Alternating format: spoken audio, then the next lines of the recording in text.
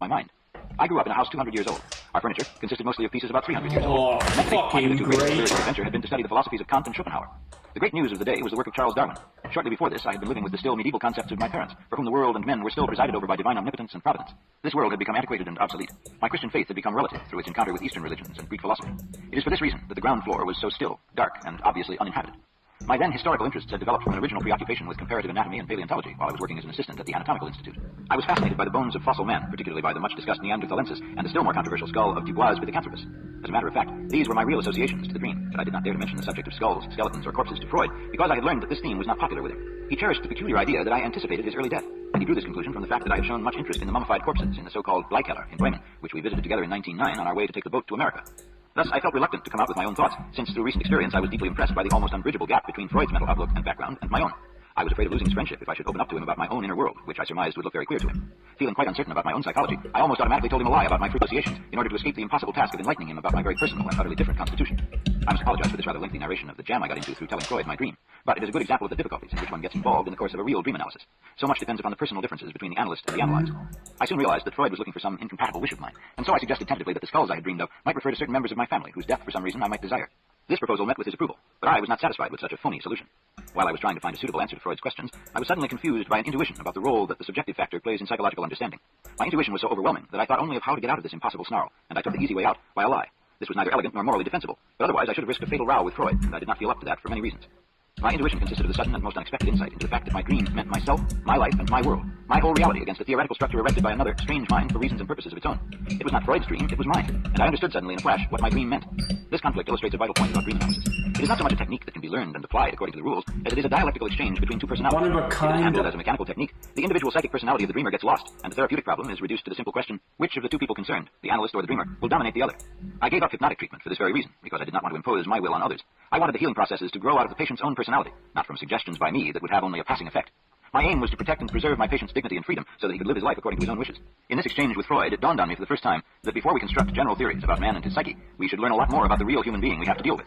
The individual is the only reality. The further we move away from the individual toward abstract ideas about Homo sapiens, the more likely we are to fall into error. In these times of social upheaval and rapid change, it is desirable to know much more than we do about the individual human being, for so much depends upon his mental and moral qualities. But if we are to see things in their right perspective, we need to understand the past of man as well as his present. That is why an understanding of myths and symbols is of essential importance. The problem of types. In all other branches of science, it is legitimate to apply a hypothesis to an impersonal subject. Psychology, however, inescapably confronts you with the living relations between two individuals, neither of whom can be divested of his subjective personality, nor indeed depersonalized in any other way. The analyst and his patient may set out by agreeing to deal with a chosen problem in an impersonal and objective manner, but once they are engaged, their whole personalities are involved in their discussion. At this point, further progress is possible only if mutual agreement can be reached. Can we make any sort of objective judgment about the final result? Only if we make a comparison between our conclusions and the standards that are generally valid in the social milieu to which the individuals belong. Even then, we can take into account the mental equilibrium or sanity of the individual concerned. For the result cannot be a completely collective leveling out of the individual to adjust him to the norms of his society. This would amount to a most unnatural condition. A sane and normal society is one in which people habitually disagree because general agreement is relatively rare outside the sphere of instinctive human qualities. Disagreement functions as a vehicle of mental life in society, but it is not a goal. Agreement is equally important. Because psychology basically depends upon balanced opposites, no judgment can be considered to be final in which its reversibility has not been taken into account. The reason for this peculiarity lies in the fact that there is no standpoint above or outside psychology that would enable us to form an ultimate judgment of what the psyche is. In spite of the fact that dreams demand individual treatment, some generalities are necessary in order to classify and clarify the material that the psychologist collects by studying many individuals. It would obviously be impossible to formulate any psychological theory or to teach it by describing large numbers of separate cases without any effort to see what they have in common and how they differ. Any general characteristic can be chosen as a basis. One can, for instance, make a relatively simple distinction between individuals who have extroverted personalities and others who are introverted. This is only one of many possible generalizations, but it enables one to see immediately the difficulties that can arise if the analyst should happen to be one type and his patient the other. Since any deeper analysis of dreams leads to the confrontation of two individuals, it will obviously make a great difference whether their types of attitude are the same or not. If both belong to the same type, they may sail along happily for a long time, but if one is an extrovert and the other an introvert, their different and contradictory standpoints may clash right away, particularly when they are unaware of their own type of personality or when they are convinced that their own is the only right type. The extrovert, for instance, will choose the majority view. The introvert will reject it simply because it is fashionable. Such a misunderstanding is easy enough because the value of the one is the non-value of the other. Freud himself, for instance, interpreted the introverted type as an individual morbidly concerned with himself. But introspection and self-knowledge can just as well be of the greatest value and importance. It is vitally necessary to take account of such differences of personality in dream interpretation. It cannot be assumed that the analyst is a superman who is above such differences, just because he is a doctor who has acquired a psychological theory and a corresponding technique. He can only imagine himself to be superior insofar as he assumes that his theory and technique are absolute truths, capable of embracing the whole of the human psyche. Since such an assumption is more than doubtful, he cannot really be sure of it. Consequently, he will be assailed by secret doubts if he confronts the human wholeness of his patient with a theory or technique, which is merely a hypothesis or an attempt, instead of with his own living wholeness. Jung. The analyst's whole personality is the only adequate equivalent of his patient's personality. Psychological experience and knowledge do not amount to more than mere advantages on the side of the analyst. They do not keep him outside the fray, in which he is bound to be tested just as much as his patient. Thus, it matters a good deal whether their personalities are harmonious, in conflict, or complementary. Extroversion and introversion are just two among many peculiarities of human behavior, but they are often rather obvious and easily recognizable. If one studies extroverted individuals, for instance, one soon discovers that they differ in many ways from one another, and that being extroverted is therefore a superficial and too general criterion to be really characteristic. That is why, long ago, I tried to find some further basic peculiarities that might serve the purpose of giving some order to the apparently limitless variations in human individuality. I had always been impressed by the fact that there are a surprising number of individuals who never use their minds if they can avoid it, and an equal number who do use their minds, but in an amazingly stupid way. I was also surprised to find many intelligent and wide-awake people who lived, as far as one could make out, as if they had never learned to use their sense organs. They did not see the things before their eyes, hear the words sounding in their ears, or notice the things they touched or tasted. Some lived without being aware of the state of their own bodies. There were others who seemed to live in a most curious condition of consciousness, as if the state they had arrived at today were final, with no possibility of change, or as if the world and the psyche were static and would remain so forever. They seemed devoid of all imagination, and they entirely and exclusively depended upon their sense perception. Chances and possibilities did not exist in their world, and in today there was no real tomorrow. The future was just the repetition of the past. I am trying here to give the reader a glimpse of my own first impressions when I began to observe the many people I met. It soon became clear to me, however, that the people who used their minds were those who thought, that is, who applied their intellectual faculty in trying to adapt themselves to people and circumstances. And the equally intelligent people who did not think were those who sought and found their way by feeling. Feeling is a word that needs some explanation. For instance, one speaks of feeling when it is a matter of sentiment, corresponding to the French term sentiment. But one also applies the same word to define an opinion. For example, a communication from the White House may begin, "The President feels." Furthermore, the word may be used to express an intuition. I had a feeling as if, when I use the word feeling, in contrast to thinking, I refer to a judgment of value, for instance, agreeable or disagreeable, good or bad, and so on. Feeling, according to this definition, is not an emotion, which, as the word conveys, is involuntary. Feeling, as I mean it, is, like thinking, a rational, that is, ordering function, whereas intuition is an irrational, that is, perceiving function. Insofar as intuition is a hunch, it is not the product of a voluntary act. It is rather an involuntary event, which depends upon different external or internal circumstances instead of an active judgment. Intuition is more like a sense perception, which is also an irrational event insofar as it depends essentially upon objective stimuli, which owe their existence to physical and not to mental causes. These four functional types correspond to the obvious means by which consciousness obtains its orientation from spirit. Sensation, that is, sense perception, tells you that something exists. Thinking tells you what it is. Feeling tells you whether it is agreeable or not. And intuition tells you whence it comes and where it is going. The reader should understand that these four criteria of types of human behavior are just four viewpoints among many others, like willpower, temperament, imagination, memory, and so on. There is nothing dogmatic about them, but their basic nature recommends them as suitable criteria for a classification. I find them particularly helpful when I am called upon to explain parents to children and husbands to wives, and vice versa. They are also useful in understanding one's own prejudices. Thus, if you want to understand another person's dream, you have to sacrifice your own predilections and suppress your prejudices. This is not easy or comfortable, because it means a moral effort that is not to everyone's taste. But if the analyst does not make the effort to criticize his own standpoint and to admit its relativity, he will get neither the right information about nor sufficient insight into his patient's mind. The analyst expects at least a certain willingness on the patient's part to listen to his opinion and to take it seriously, and the patient must be granted the same right. Although such a relationship is indispensable for any understanding and is therefore of self-evident necessity, one must remind oneself again and again that it is more important in therapy for the patient to understand than for the analyst's theoretical expectations to be satisfied.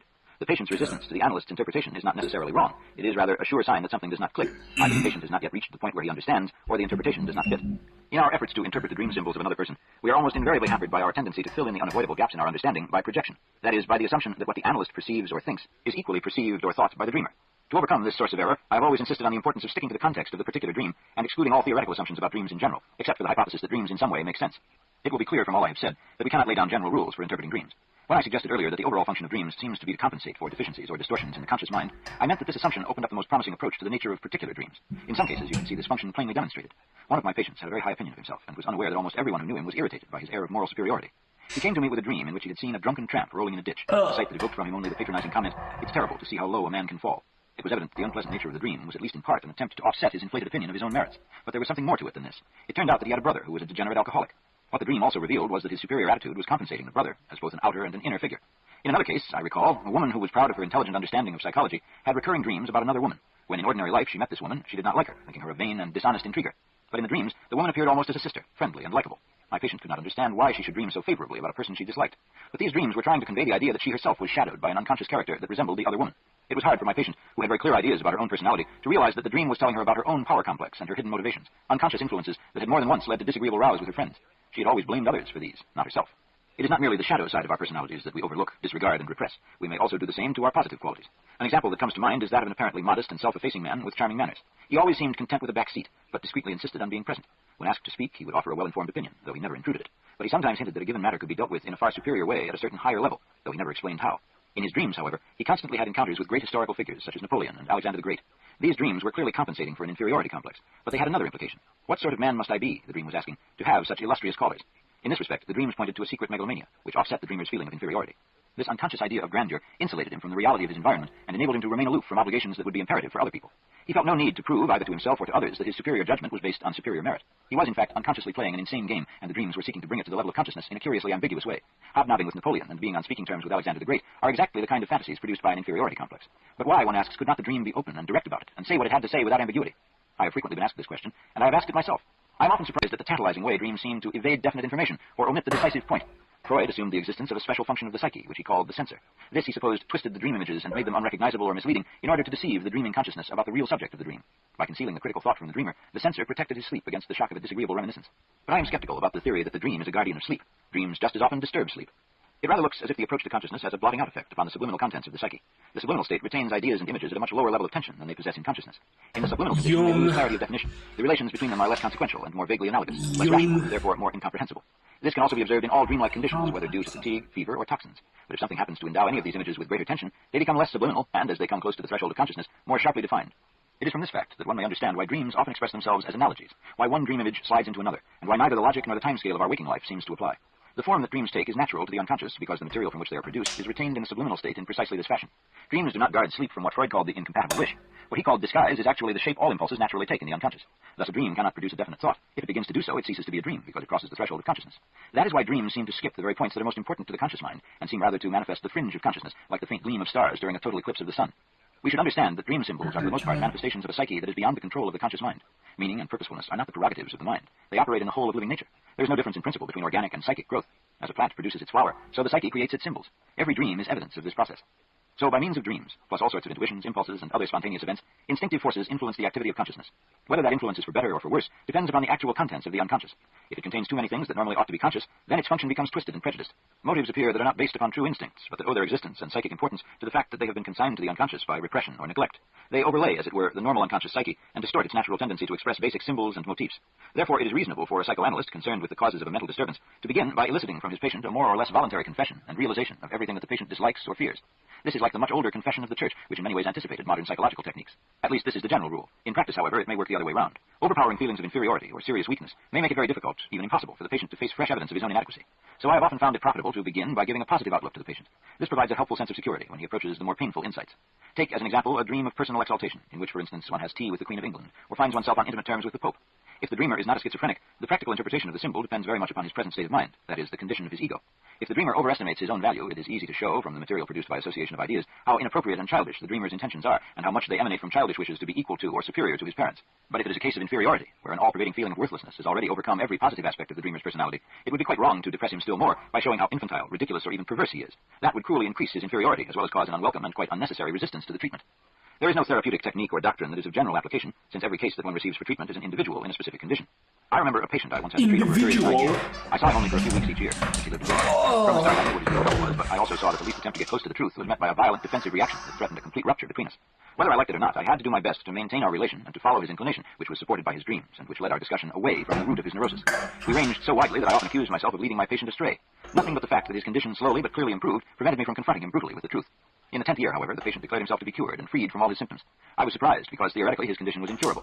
Noticing my astonishment, he smiled and said, in effect, "And I want to thank you above all for your unfailing tact and patience in helping me to circumvent the painful cause of my neurosis. I am now ready to tell you everything about it. If I had been able to talk freely about it, I would have told you what it was at my first consultation. But that would have destroyed my rapport with you. Where should I have been then? I should have been morally bankrupt. In the course of 10 years, I have learned to trust you, and as my confidence grew, my condition improved. I improved because this slow process restored my belief in myself. Now I am strong enough to discuss the problem that was destroying me." He then made a devastatingly frank confession of his problem, which showed me the reasons for the peculiar course our treatment had to follow. The original shock had been such that alone he had been unable to face it. He needed the help of another, and the therapeutic task was the slow establishment of confidence rather than the demonstration of a clinical theory. From cases like this, I learned to adapt my methods to the needs of the individual patient, rather than to commit myself to general theoretical considerations that might be inapplicable in any particular case. The knowledge of human nature that I have accumulated in the course of 60 years of practical experience has taught me to consider each case as a new one, in which, first of all, I have had to seek the individual approach. Sometimes I have not hesitated to plunge into a careful study of infantile events and fantasies. At other times I have begun at the top, even if this has meant soaring straight into the most remote metaphysical speculations. It all depends on learning the language of the individual patient and following the gropings of his unconscious toward the light. Some cases demand one method, and some another.